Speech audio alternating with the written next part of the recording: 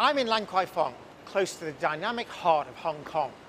Today I'm going to meet the founder of Lan Kwai Fong, Dr. Alan Zeman. He's the chairman of the Lan Kwai Fong Group, a dynamic, multifaceted company with projects here in Hong Kong, mainland China, Thailand, and Los Angeles in the USA. Alan, thank you very much for your time today. We really appreciate it. Pleasure. I'd like to ask you about leadership skills. How can candidates demonstrate this ability?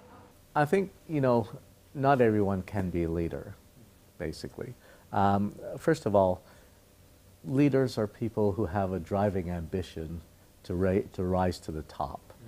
Many people are comfortable just being followers. That being said, I still encourage everyone at least to try to be a leader.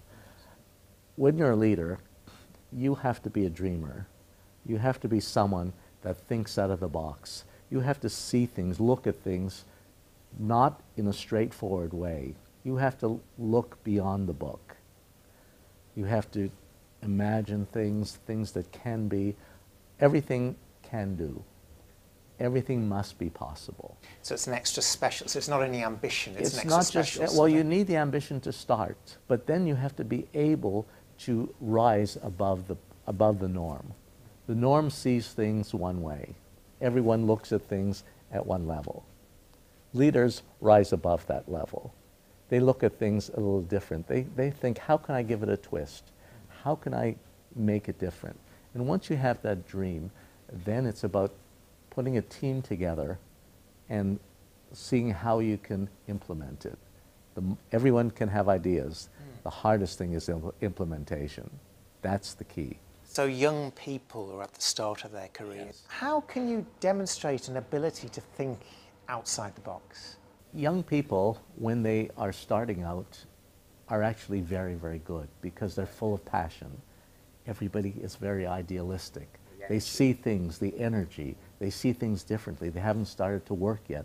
They're not in that box yet. They're not in that structured lifestyle.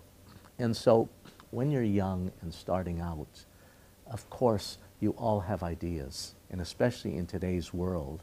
Today we're living the world of e-commerce, the internet, which is changing the world. It's moving very, very, very quickly. Smaller world. It's making a smaller world and a larger world. The audience is larger than it used to be in the past. So you're catering to so many different kinds of ideas. People, you can really exchange ideas.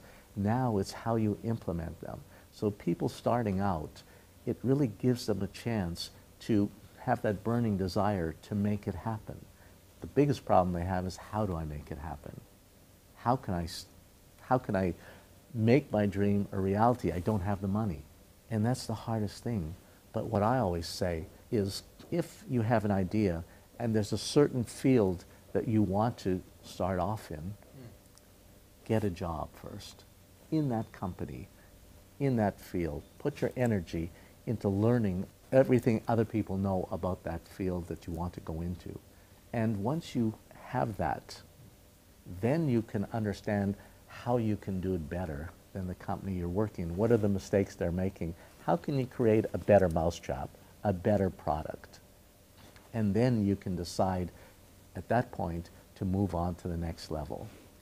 You talk about getting a job in chosen field, but yes. I think nowadays competition is extremely fierce. Absolutely. How can candidates make themselves stand out? How you look, your makeup, your clothes, your dress, everything about you, are you together? Once you have that, that's step number one. Step number two is, what is on that resume, or what is it that you are applying for, and what experience do you have? If you don't have experience, if you're just starting out, what makes you think you want to join this company? Why do you want to join this company? Yeah.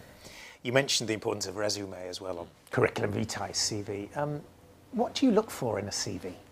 I look for, depending, if it's a first-time interview, then of course there's not much that can be on the resume because they don't have a job experience. If it's someone that has had a number of jobs. For me, it's very important. I've seen in many interviews, some people change jobs every year. Right. That's something stands out immediately in my mind, because if it's someone that changes jobs every year, it means that person is usually not confident within themselves. they find problems with everything they do. Is it not driving ambition, though, that they may want to try or push themselves? Not or? every year, not every year. If it's after a number of years, at least you give it a chance, unless something is really not good. But if you find, I'll show you resumes where almost every year the person has stayed on maybe 10 months or a year, stayed on a job and then has gone to another company. That definitely for me is a no-no. I look for stability. I look for people who have been with companies for a while, have flourished in the company, have done well in the company, have gone to another level, then want to make a change for whatever reason. There's many, many different reasons.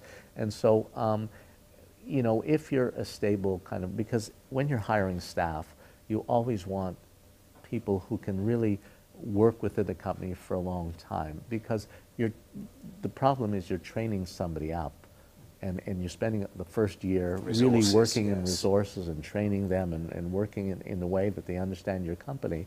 The problem is if they leave, you've got to start all over again, and nothing's more painful than that. And so that's why you try to find people who you think will stay with you, will understand, share the same philosophy as you do. When I'm interviewing people, we talk about philosophy, we talk about where the company is going, what the future of the company is. I try to also understand from the interviewee what they want, what they're looking for. What do you look for in a younger candidate who doesn't perhaps have so much employment history? For a younger candidate that doesn't have the background, I want to understand as much as I can about his or her personality, what they like, what they don't like, how they did in school. And I don't always look for the highest academic marks. I mean, of course it's important, having good marks is a plus, yes. But sometimes some people are very, very creative and very, very good, and they're not the smartest in the world. They didn't get the best marks. They're not book smart, but they're street smart. Think outside the box. And think outside the box. And I love that even more. Sometimes if you're too structured, it doesn't work. Of course, it depends on the kind of job you're looking for. If it's a financial person, of course, you want somebody who's very structured and understands finance and understands what it is you're looking for. How long should a CV be? If a resume is too long and too intricate, I don't like it. Why not? Because I feel that there's too much in there, and usually that person can't say what they need to say with a few sentences. So conciseness seems... Yeah, so conciseness is really important. For me, it's very important that you get to the point, you do it quickly, you do it with authority, and it just shows your personality. If it's too long, if you're too long-winded, it's usually your personality, and usually that's a sign of trouble.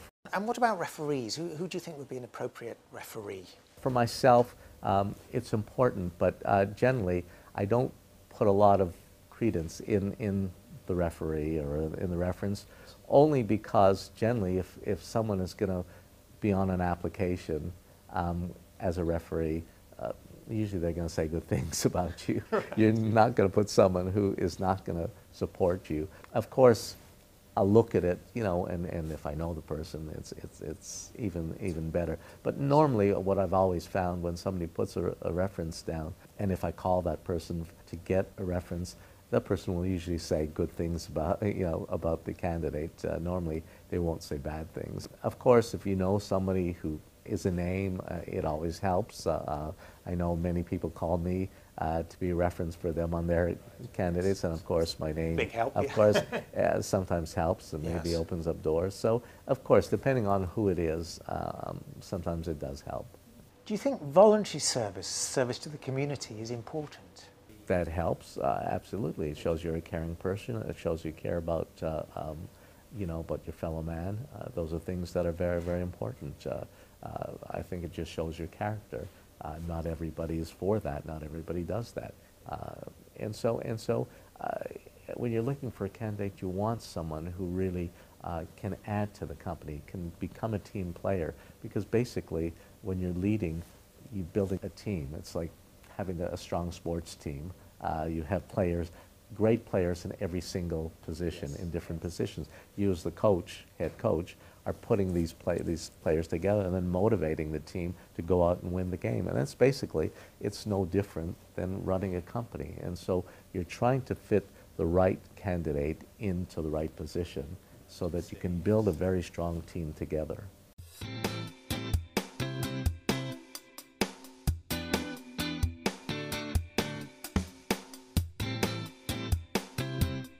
Remember to follow us on Facebook, Twitter, and LinkedIn.